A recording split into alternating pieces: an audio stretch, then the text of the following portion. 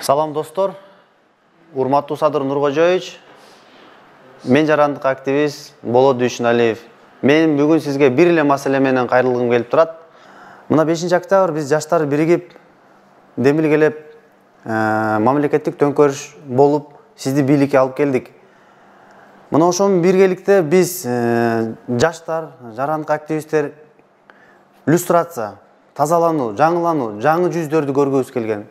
Бирок бүгүн тилекке каршы анча-мынча ири коррупционерлер көз боёмунан калып, алардын ордуна чыныгы жүзү менен күрөшкөн жарандык активисттер темир тор артында калып кетип жатат. Урматтуу Садыр Нуркожоевич, токтол эли, анын ичинде жарандык активисттер бардыгы бүгүнкү күндө Тайырбек Сарпашевга нааразы.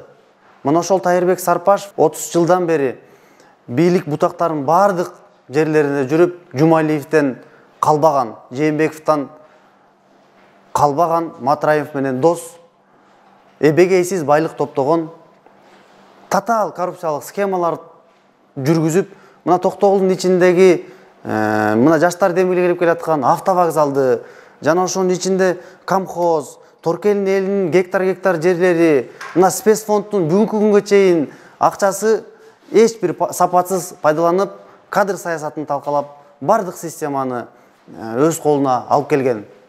Мына ошол Тайырбек Сарпашевди бүгүн эмнегедир жоопко тартылбай келип жатат.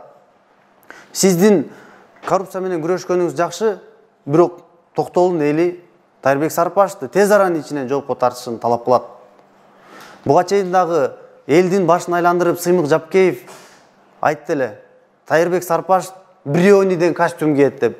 Атайын ошол жерде финполицияга алып келип жоопко тартмыш болду эле, биз ишенгенбиз. Бирок эмнегедир Сыймык Жапкеев акча алып койдубу, же аны жоопко тартпай койдубу, биз Токтогул эли түшүнбөстөн, түшүнүксүз бир ойлордо калып кеттик.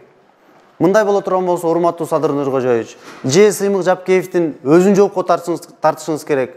Бул кызматтык абалынан кыянаттык деп пайдалангандыгы үчүн, же чыныгы күнөөсүн аныктап, Тайырбек Сарпашевди жоопко тартып, элдин байлыгын артка кайрып берүүңүздү биз талап кылабыз. Ошондой эле мына УКМКнын төрагасы Камчыбек Ташиев буга чейин телевиденияларда айткандай, же досун жашырып келе жатат, же Тайырбек Сарпашев акчанын күчү менен бардык иликтөөлөрдү жаап жашырып келе жатат деген ойдобуз. Ошондуктан урматтуу Садыр Нуркожоевич, мына эбегейсиз бийлик бүгүнкү күндө колуңуздун алдында. МВДга, УКМКга, Ген прокуратурага тез аранын ичинде тапшырма берип, бул адамды жоопко тартышыңызды талап кылабыз. Же болбосо Токтогулдун эли мөөнөтсүз митингтерге чыгууга аргасыз.